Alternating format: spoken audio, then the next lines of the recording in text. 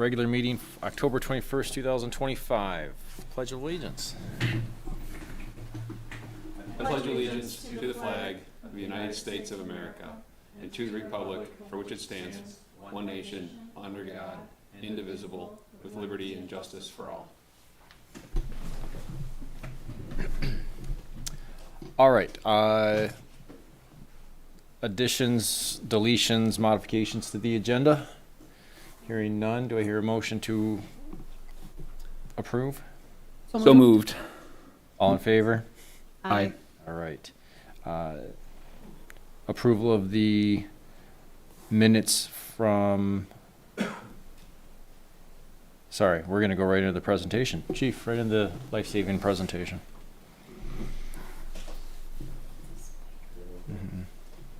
Get it. It does good things.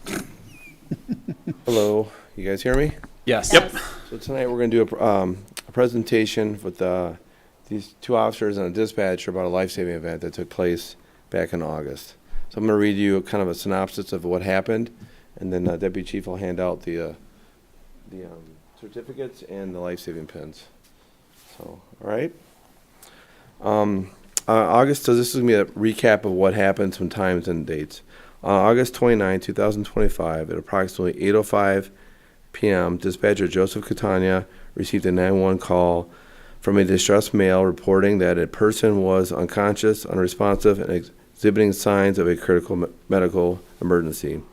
Dispatcher Catania immediately recognized the life-threatening urgency of the call, and without hesitation or delay, dispatch officers Corey King and Nathan White within 8 seconds of answering the call. After dispatching officers, dispatcher Catania quickly returned to the caller and gathered additional details. Within 40 seconds of answering the initial call, he initiated an EMS response by toning out the Groesville Fire Department. Officer King arrived on scene in less than 2 minutes of being dispatched and located an unresponsive female on the kitchen floor. The woman was believed to be experiencing a narcotics overdose based on information provided by individuals at the scene. Recognizing the severity of the woman's condition, marked by agonal breathing, Patrolman King administered 2 doses of Narcan, repositioned her body, and applied the AED, which prompted CPR intervention, the AED did, indicating a heart stoppage. While Patrolman White quickly responded and arrived on scene, Officer White began preparing the Lucas device and assisting Officer King. The woman began breathing and regaining consciousness. It was later determined that the patient had suffered a narcotic overdose. The calm, rapid, and decisive life-saving actions taken by Dispatcher Catania, along with Officers King and White, directly led to the survival of a person at a critical moment between life and death. In recognition of their exemplary performance, Dispatcher Joseph Catania and Officer King are hereby awarded life-saving commendations, and Officer White is awarded a letter of recognition for their actions on August 29, 2025. Their combined actions are a reflection of the highest standards and explanation of the Groesville Police Department. I appreciate it. If you guys really listen to those times, the response time is pretty, in my mind, my opinion, I think to all of us, Dispatcher Catania knew the person was overdosing, he picked up on it, and dispatch officers, they were there in 2 minutes. And then Officer White was right behind Officer King, the Narcan, and then they had the equipment with them, the AEDs and the Lucas machine to take it further. And then the fire department came later on. So it's a team effort. So today, Deputy Chief Brozak is going to hand Dispatcher Catania a life-saving pin and certificate. And then Officer King, the same thing. And then Officer White, a letter of recognition. So, do you guys want to speak? Okay. Just thank you for the award. Thank you.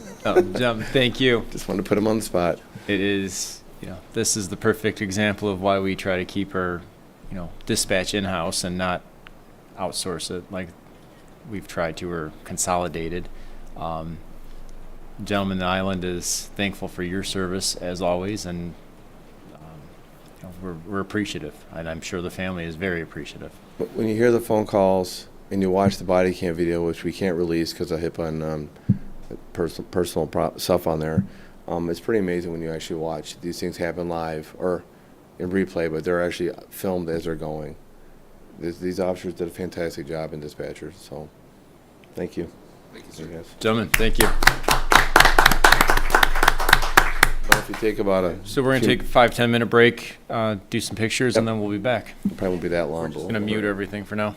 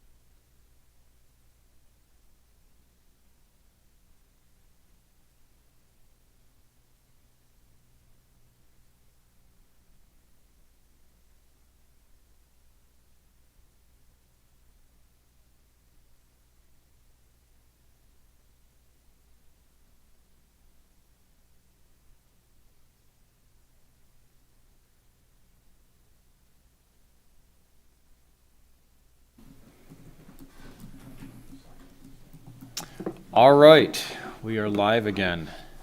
With that, public comment. Anybody for public comment? Not seeing any. Do I hear a motion to approve the minutes of the regular Police Commission meeting of September 16th, 2025? So moved. Hear a second. Second. All in favor? Aye. Aye. Discussion items. School bus safety. So that one, I've asked to add that on. We had a few incidents, and I guess maybe few is, I don't know. I think there were at least two that I was aware of. But I think we need to be proactive about this, and I know the deputy chief was. He quickly contacted the bus transportation and, got to the bottom of what the issues were. Because, again, most of what I see is on social media. But I do kind of take that very seriously when we're talking about the safety of our kids. And I've seen one too many videos, not from Grozeal, but of people driving around buses that are loading, unloading, and it's frightening, quite frankly. And it's just inexcusable behavior. And I did also notice that Dearborn, their city council was actually looking into the possibility of working with the schools and applying. They're basically, it's similar to, and I will begin by saying, I do not align with, nor do I agree with the idea of traffic ticket cameras. But the concept would be similar, except for it's obviously for the safety of kids. The camera is attached to the bus, and if a vehicle is disobeying traffic laws by going around the bus when the stop arm is deployed and the lights are flashing, this camera inherently takes a picture of the vehicle. It would then be reviewed by the PD to determine, is this an actual traffic offense, yes or no type of situation. I'm not saying this is what we should do. I'm saying these are things that are available and they're out there. And, if for any reason this situation, if it escalates, it might be something perhaps the schools should consider or we can look into for them as well. Because I personally would rather be proactive about it than have something horrible happen. And it doesn't take long. Anybody, if you have ever seen these videos, they're frightening. They'll take your breath away, where a child is just barely missed by a car zooming around the bus. So it was worth a discussion, in my opinion, something to just talk about. And like I said, Deputy Chief Brozick had looked into, the couple of issues, and I think we're good on it. And I know the chief and I spoke to, and he said that the officers do try to, when possible, kind of tag the buses, if you will, kind of watch, pick up, drop off when they possibly can. But again, and I hate to sound like a broken record, but we are understaffed. And so that becomes a little difficult, which is the only reason I kind of looked into another option if possible. So that was just my discussion item. Ms. Shelton? Yep. A lot of the buses on Grozeal, I believe, already have internal camera systems in the bus. Right. All you have to do is turn one around or add another one facing forward. It would probably be a cheaper alternative. I don't want to speak for the schools because there's always a cost in IT implementing that. Just like today, you talked about following the buses. We had 2 officers on this morning. We had one on Bellevue running radar before school or right around school, and one on Island Drive. Well, that takes away from them sitting near the schools. And we get a lot of speeding complaints on the same roads, Ferry. We do try to spread them out. And then we have had at times where I think Deputy Chief Brozick assigned officers to follow the buses, including the detectives, to try to get people doing unmarked cars. Mm-hmm. And I don't believe we had any incidents on those days that we did it. But I'm not trying to complain or whine about staffing, but we have 2 people on the road.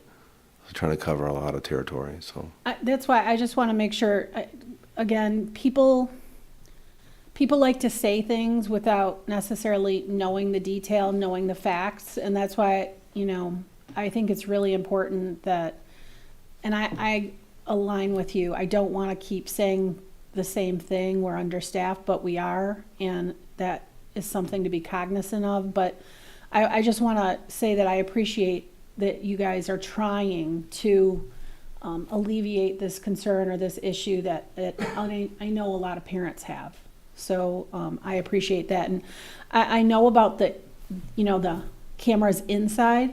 I didn't know that, I guess it's like, it would be, I think you've recommended, dash cams, right?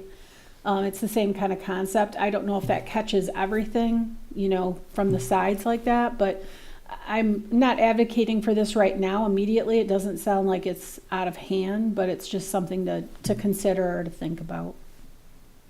I think every year we get calls similar to this. I don't think it's a daily occurrence, but there's also a cost financially to have any improvements on police cars, buildings, buses, whatever. And it has to be, we can't speak for the schools on that. No, I I agree. know everybody's struggling on government dollars. Yep, so. no, I totally agree. I just don't want people to think that, we don't understand that there's perhaps concerns, and if we can do something, we try to within the constraints of our budget, and I would assume that the school feels the same. I was going to say a couple things. When the yellow flashers start going on the bus, that doesn't mean speed up and go around it. I've seen that a few times. But at the same time, I've also had buses where they pull over onto the shoulder when they're not picking up kids. They don't turn on any flashers, and I've had the bus driver put their arm out and wave you. So there's a difference for the drivers that, they'll wave you around when it's appropriate, and when it's not appropriate, the yellow flashers start and then the red flashers. Back to driving 101 for some people. Right. Need to educate themselves again. So moving on. SRO board concerns. Yeah, so that's me again. Sorry, I'm the problem child today. So this topic was brought up during one of our study sessions by our township clerk, actually.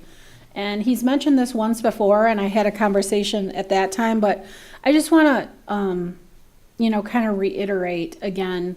An SRO position requires mutual budgetary support and collaboration between the township police and the Groseal schools.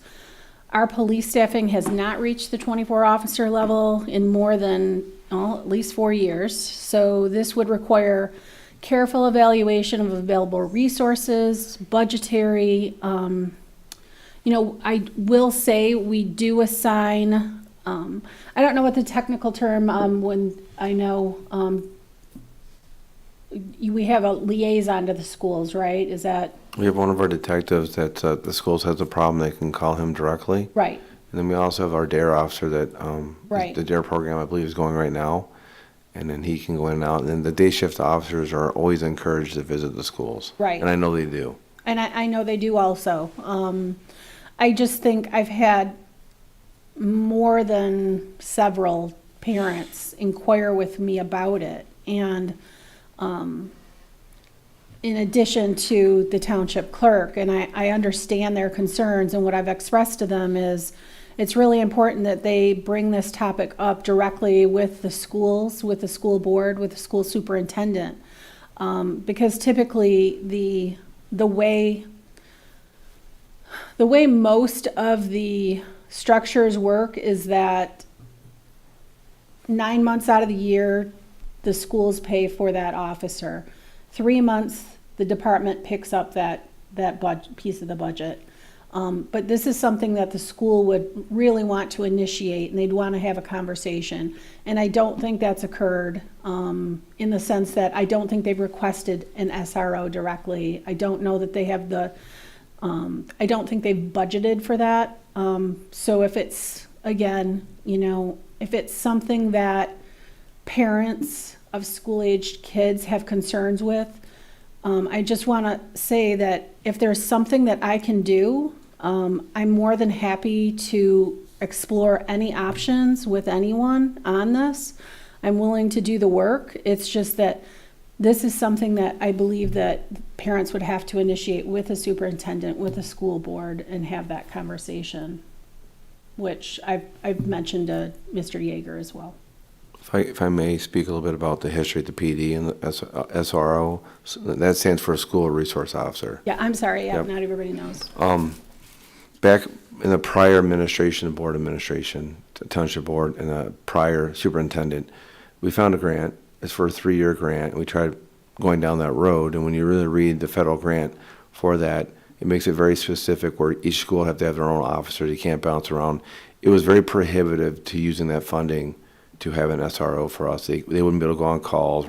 Like you said, the 9 months of the year, 8 months of the Very year. short-lived grant also. It's only 3 years, and it only covers a limited amount of funds after the 3 years where we have to pay for all of it. Right, So with the new, this year, with the township supervisor and the new school superintendent and the assistant attendant, if that's, I don't remember what the title is, we breached it again. We went down that whole road again, looking at grants, and it was the same conclusion. So then we went into the forfeiture funds. Because under the forfeiture funds, the way it used to be, you could play for a task force replacement officer and or a school replacement officer, if I may. As of March 31st of 2024, the federal government changed the rules on using forfeiture funds to pay for certain positions. We, myself, Wendy, and the financial director had a meeting last week with Mylars, the money laundering and recovery forfeiture for the federal government, about how they use forfeiture funds, and this goes into school resource officers. The government is trying to get away from using forfeiture funds to pay for task force replacement officers and school resource officers. The belief is that we're seizing money to pay for police officers. It doesn't really look that good. So that's what was explained to us.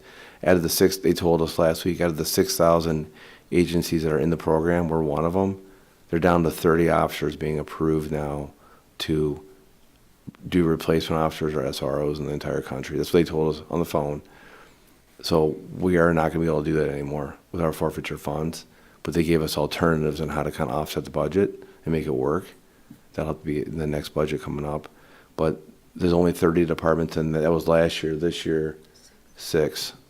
They're trying to remove it. That's, as of now, it could change because their budget just started this year. The federal government's October 1st. So I wanted to kind of dispel any. I talked to the supervisor, our township manager, and the financial director about this change in policy of the DOJ funds. It's unfortunate, but we have a workaround for different things within our budget. So just kind of want to give you the background on our work with the schools and DOJ funds to try to get an SRO no, and out there. I appreciate that, because I know you have all done a lot of outreach with them. I think a lot of times the assumption is that it's the police department they're not giving an officer. And I want to make it very, very clear, because there seems to be confusion, that is absolutely not the case. So I just want to reiterate it again. We all would like to see that. It's things need to be initiated by the school board, and that's something I think parents need to go directly to them if they have big concerns, and just have a conversation. And we're happy to work with them as well, as you've already pointed out. But it's not something that we would do on our own or initiate without having feedback from them first. No, I mean, it's an interesting discussion. Clearly, I think this needs to be led by the school, right? And if there's a pull from the school, then yeah, let's engage and see what we need to do.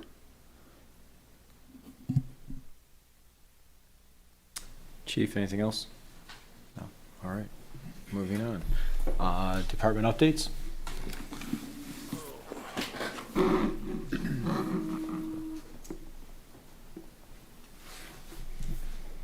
Well, I guess I could just stay there, but I just got a couple things to go over. Several months ago, we hired Officer Ames, John Ames in the PD. He's now completed his field training officer program, and he's on his own. So now we're back up to 23 employees, not officers, but employees, 16 sworn. I believe it was the last township board meeting, they unanimously approved the generator project. Thank you for your support, and the fire department, our fire commission, also for their full support, and the fire chief for that. The vendor says it'll take about 4 months to 5 months to come in. It's going to be a Cummins motor and a generator unit, and then once it's in, it'll take a couple weeks to install it and do all the construction that's needed.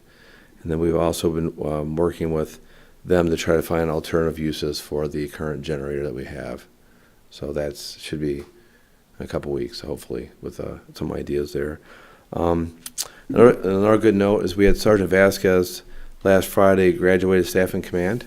Very good. So that's a 9-month program. You go 1 week a month for 9 months. And it's a command executive leadership program class. He's class 42.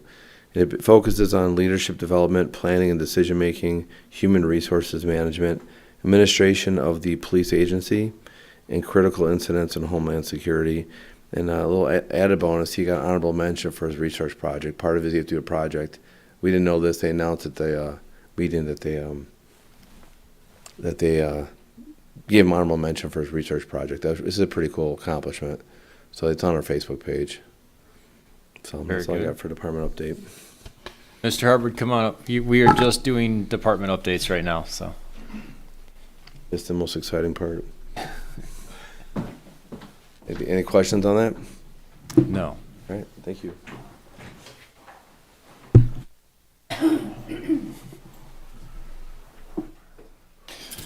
Good evening.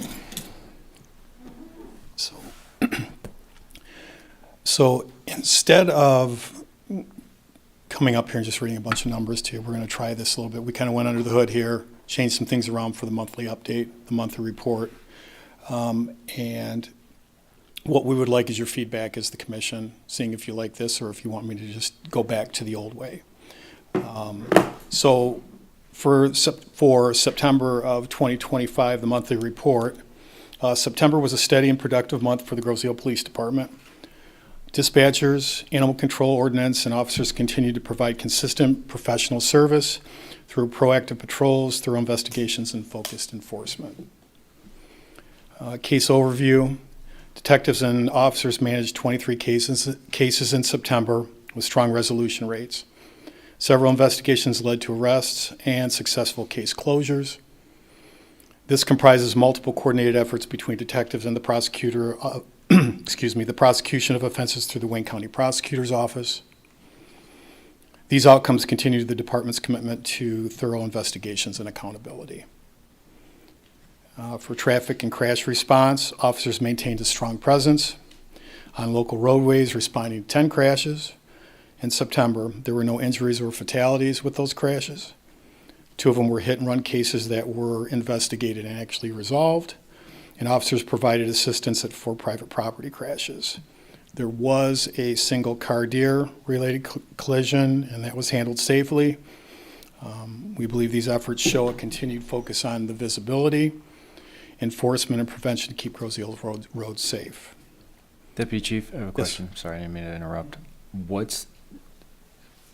We've got private property, but that's where it's actually the crash is on private It's property. on private property, so an example, Kroger parking lot. Kroger parking lot, Okay. could be at the school parking lot, a church parking lot, anything that's not considered the roadway or isn't the roadway. I just wanted to make sure because then we had private property damage, which is self-explanatory. Very good. Thank you, sir. Community engagement, beyond enforcement, officers and animal control ordinance maintain frequent community engagement through welfare checks, animal calls, ordinance enforcement, security notices, and directed patrols in neighborhoods and business areas. The department responded to a wide range of calls, reinforcing our ongoing commitment to community service. And finally, the summary for the month. September demonstrated the department's balance between enforcement, investigation, and community care. Grosse Ile Police Department remains serving with integrity, ensuring the safety for everyone on the island. The reserve report, reserves continue to put in their hours. They're an integral part of this department. They serve such an important role, especially when we have community events like parades, gatherings where they're called in where we don't have the resources to support those events. So we're very, very much appreciative of that program. And Sergeant Vasquez does an excellent job of running that along with everybody involved. And that is all I have for the month of September. On the reserves, what are the numbers at? I think they are at 12. I don't know. I could be misquoting. We're looking to add one more, but I believe we're at 12. And I could be off on that by a few. But our numbers are higher than they've ever been. That's great. It is. It's phenomenal. Can I ask, what's the difference between assist, other, and there might be something there that I can't read, and then general assist? So assist other agency could be, like if I have a dive call out, I'm assisting, like last week, we had a call in Romulus. That would be assisting another agency. So we assisted MSP with a call. Okay, so dive, SWAT, even detective, Correct, okay. correct. And then general, is that, General could be, that's like a blanket, that could be any call okay, where they don't really have a crime to attach to it, but it's a call for service, okay. and it could be open and closed. Loud kids jumping on a trampoline.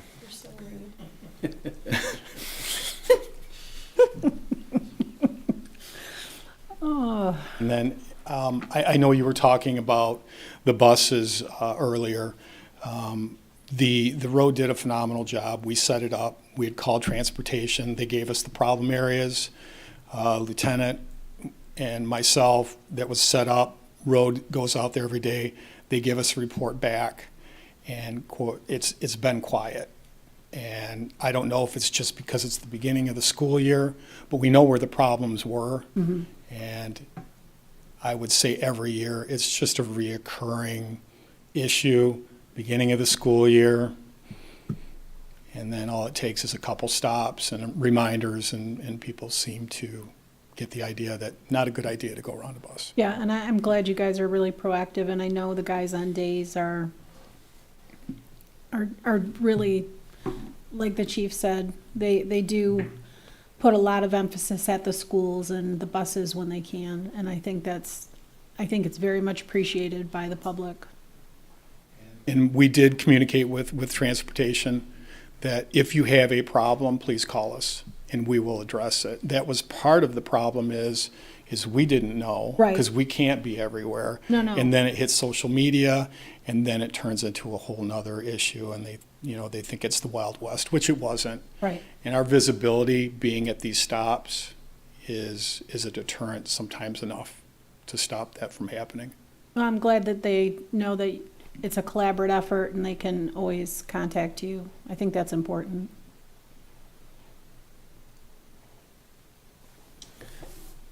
Questions, anybody? Comments? Okay. Okay. Thank you, Deputy All right. Chief. Thank I you. bring up the loud kids jumping on trampolines because Chief Carmack will tell you he has been to my house for loud kids jumping on a trampoline. I don't associate with you. I see why. Liaison report. So, the liaison report. First, I want to thank the chief for the hours of time he put in for the work on the generator. I know you put in a lot. You can shake your head no, but you did. While the generator was passed unanimously at the board level, I think the board needs to do a much better job of coming together and realizing what's necessary and important to ensuring resident safety. And this is something that, to me, was very obvious, and I think we can do better next time to alleviate some of the back and forth concerns that we had. Second of all, I want to say congratulations to Sergeant Vasquez. What a great job, not just his graduation, but I didn't realize until the chief said it, that it was honorable mention for his project. That's very impressive considering how many, that's a big class. So that's really kind of, that's impressive. And then finally, I want to express my thanks again to Dispatcher Catania, Officer King, and Officer White. I know this is like, they just look at it like that's their job. It's not a big deal. It's not that I think this isn't their favorite thing to do. They don't want to be in the spotlight, right? And I get that. And I do truly appreciate that they did show up. I do, because I know this isn't like high on their list of things to do, because again, they feel like, hey, that's my job. This isn't necessary, right? But it is necessary because I think again, a lot of people don't understand, and I'm going to keep saying it, but these police officers are our first responders. Now, I can't emphatically say if Officer King had not gotten there when he did, this person might not be with us, but his quick response, Dispatcher Catania's very quick and intuitive understanding of the situation, all of that is why this person is still with us today. And this isn't the only person. This is not the first time this has happened. There are a lot of people that are with us today because our police officers are our first responders and they are able to assist in a lot of things. And I think, I know I didn't fully ever understand that or realize it, so I'm sure there are a lot of people that don't. So when we have an issue like this or something that happens like this, I'm more than happy to point out again that our police officers are our first responders, and job well done to these guys. I think it's fabulous what they did, and it's so impressive. So, and that's the end of my report. Chief, I was just going to bring to everybody's attention, and correct me if I'm wrong, but since the generator was approved at that meeting to this week, we have yet again made more patches and repairs to that current generator to keep it going with oil, even more excessive oil leaks and things of that We nature. had them come in. Was it last week, and they were able to make some of the minor repairs. It's not about the oil leaks. That's what I think got really diverted by public comment. It's not about the oil leaks. It's not about that the flywheel or I'm not a mechanic, but the rear housing seal is going bad. It's not about that. It's about the 33-year-old generator that when that fails, by law, we have to have one of these. And the amount of expense to run this old machine is, we're rolling the dice the longer it gets old. That's what it's about, replacing things before they break. So we don't have to rent generators, rewire the building, and take a rental generator, and then wait for the repairs or a replacement. Like I told you in the beginning, it's going to take 4 months to get the one we ordered.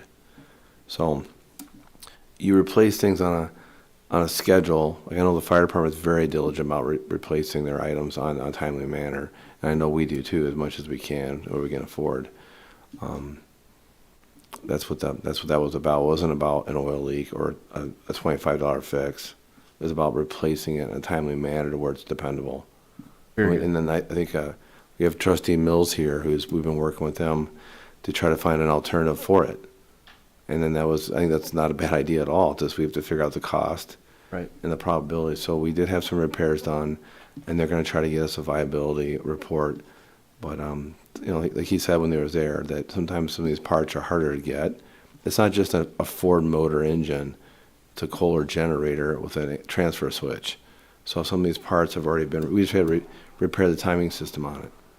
So, if I may follow up on something you said, Mrs. Shelton, that like today for the medical response, we had 2 medicals at the exact same time today. We had 2 officers on. One was a heart attack in progress, so it was near where I was at. So I responded. I know the administration here all respond to critical calls, and the other one was a medical emergency. So we had both our officers on scene in minutes. And then everyone in our department, especially the older officers, not trying to call all of us out, but I don't even know how many times we've all done CPR on people. It is not once or twice in our career. I know when I first started with Deputy Chief Rozak, we did CPR like our first year together on a person who stopped breathing, and they came back. So every one of our officers in their career will do CPR. They will Narcan somebody. They will administer the AED, and they will definitely use the Lucas machine. it absolutely is going to happen, but we can get there in 1 or 2 minutes versus a longer time. Which is why I will always point it out, because I do think otherwise we're doing a disservice. The community should really truly understand, and it's not diminishing what the fire department does, because they do a lot Yeah. also. It's just, there is a misunderstanding that you guys are that first responder, and you do everything you can to keep people alive. Fire department is definitely more trained. They have more personnel, they have more Absolutely. equipment, and they are a fabulous partnership with them, and they are wheeling on them heavily in a lot of aspects. Are great. The fire chief's great. It's just that our officers are on the road, Right. and if you limit officers, you limit the amount of people that can respond to anything, domestics, assault and batteries, these accidents, I mean, the whole gambit. Yeah, I think we just need to keep pointing that out. Chief, I was going to say, you brought up the Narcan. It's extremely important for family members who are calling for their loved ones that are having an overdose to be honest with the officers or the responders, because if they aren't and they try to hide that, then they are more likely to not have a positive outcome. So, and I saw you brought the Narcan kit to show. They want to overdo it. I think I have a limit on how much I'm allowed to talk, right? So every officer, this is run by Deputy Chief Brozak, our Narcan program, if I may, through the guidance center. And every year he records all the Narcan incidents. So every cruiser, I think Lieutenant Counts is the one who hands out the Narcan. He stores it in his office. But every cruiser has one of these kits, and in the kit is a breathing device, so they can, like for CPR for breathing, which I know now is more compressions, a set of gloves, and 2 Narcan kits. Our dispatch, because it's through the guidance center, also has free Narcan if anybody comes in a dispatch, as long as they're not a little kid, they want to get some Narcan, we'll give it to them. And by the urgent care, they actually have a Narcan vending machine that's free. So this Narcan's free for the public. We've had people come in and ask for Narcan. We don't ask questions. We don't take driver's licenses. We want them to remain healthy and in a critical incident. We're not looking to go after them because we're police. So I think each officer has 2 of these kits in their cars, and that's why they're so available when they respond to these Narcan. I think we had an overdose in September. Do you guys remember if we overdosed in September too? I don't remember. Yeah. So, but all right. I think that's a good thing. Is there a is there a storage requirement? Does it have to stay cool? Should it not be left in a car? They have expiration dates, and it's a powder. Okay. So it's not a liquid. There's 2 little, see right there in the picture.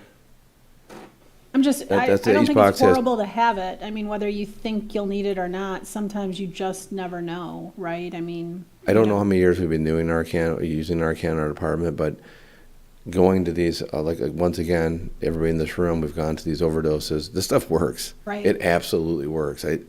I've seen them when they're in heavy, I'll say heroin overdoses, and the stuff brings them out, like snaps them out of it. Right. It's I've gotta seen be it. amazing. I've seen it absolutely work. So sorry to keep more time.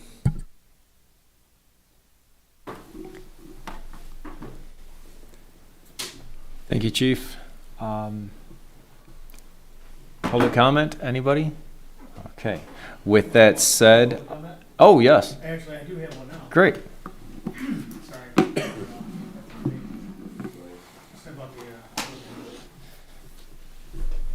Trustee Mills, thank you for being here. No, Mark Mills, 23509 West River. Comment about the generator, I'm glad it passed. I do think we could repurpose it. I hope that plan does go forward. Regarding the bus, and please correct me if I'm wrong, but you guys were talking earlier about the bus and the stop times coming out, maybe putting cameras on the bus to see people when people pass. Is that correct? Yes. Was that a cost can be put upon the police department, or should that be, that should be on the school? It's just talk about issues to address safety concerns. There's no cost that we've discussed specifically for the police department to Okay. incur that cost. It's more of a brainstorm for public. This is very loud. Brainstorm for public as far as what could happen, options that either the department in concert with the transportation department, because they are, it's actually the transportation department coupled with the school. So these are Okay. just possibilities we've. No, and I think we've it's a brought up. great idea, but I don't think it should be put upon our police department budget at all. No. However, Yeah, I wasn't suggesting. I think it's a great idea. Thank you. I agree with it 100%, and there's nothing wrong with that as opposed to, similar to what we have in the cameras on the bridges, right? Right. Taking pictures of people going by. If they want to pass a bus that stops with the sign out, then they should incur the consequences. It's that simple. But I would hope, and I would, gosh, I'm probably going to regret this, but I'll help advocate for the school board to consider this as well. I think it's a great idea. I do. And school resource officers, I just want to bring this up too. For other communities I've worked for in the past, the school has funded 100% of the school resource officer. Okay, none of it was put out. Some of the communities that I've worked for, the school board covered the expense of the officer, right? Now, whether they did a part-time job where they worked just throughout the school year, or what was, a full fiscal year, that was upon the school board to consider. But I agree that we should have school resource officers in our schools, but I don't necessarily believe that our police department needs to bear that expense. So that's all I had. I just want to bring that up as I was listening to things moving forward. So that's all. I appreciate your time. I don't Thank you. think any of us are trying to put pressure on the schools because they have their own funding, right? We're just trying to have a discussion about it, and these are good ideas we'd like to see, but I get what you're saying about the funding. It just, I don't want it to be that from the police department or the commission, we're putting pressure on the schools because we're not. I'm not trying to put a pressure Yeah, on I know. I just school. wanna I'm make that saying very from clear. the other Yeah. communities I've worked for in the past, that's the way it has been done. And I think it's a good idea. I think we do need those resource officers there, but I don't think it necessarily has to come up on the back of the police department. There's financial issues all the way around, right? Oh, I mean, exactly, for unfortunately, sure. It's just the I'm climate we're sorry, in. I screwed up my ankle today, I apologize, but yeah, all the way around. Right. We all have our financial problems, right, or issues, I guess, if you want to put it that way, however you want to swing it, but from the past communities I've worked for, that's how it's been done. I just want this to just be heard and taken under consideration moving forward. Maybe we can work with the school board. We'll see what we can do. Thank you, sir. All right, thank you very much. Thank you for coming. Absolutely. Wendy, before we adjourn, I'd like to thank Mr. Hubbard for racing through the airport, caught with TSA and the, delays of flights again this week for him. So thank you for quickly but safely getting here. I also just want to make note that Mr. Maluski was absent. That was an intended absence today that was planned when he initially came on as a commissioner. So this is not just a miss that was not planned. This was known when he was asked to become part of this commission. Excused, thank you. That was an excused absence for Mr. Maluski. With that, do I hear a motion to adjourn? Motion to adjourn? Second? Second. All in favor? Aye. Aye. And we are adjourned at 7:51.